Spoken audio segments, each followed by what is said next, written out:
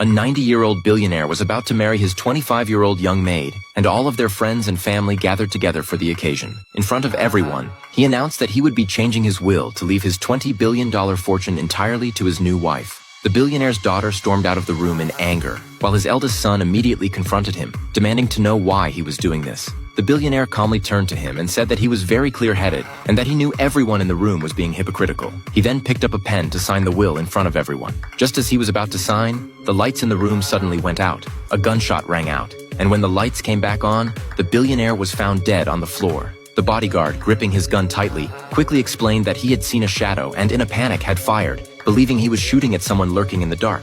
At this moment, the billionaire's son appeared not to be saddened, but rather concerned about whether his father had successfully signed the will. When he looked closer, he noticed that the will was not fully signed, and everyone around him let out a sigh of relief. Detective Jack calmly informed everyone that they just needed to wait for the cruise ship to dock, and the international police would board to investigate. The case would soon be resolved. In the meantime, everyone had to stay in their rooms and not take any action, as everyone was a potential suspect. Back in their rooms, the guests began discussing who the killer could be. After some deliberation, they all agreed that the billionaire's son was the most likely suspect. After all, the change in the will would have the greatest impact on him, and during the power outage, he had been the closest to his father, making him the prime suspect. Just as they finished discussing, a gunshot echoed from the outside. Everyone rushed to the billionaire's son's room and found him lying in a pool of blood, dead. No one slept that night. When the cruise ship finally docked, the chief of the police, known for solving 100% of his cases, personally took charge. He interrogated everyone present, but no one could provide useful clues.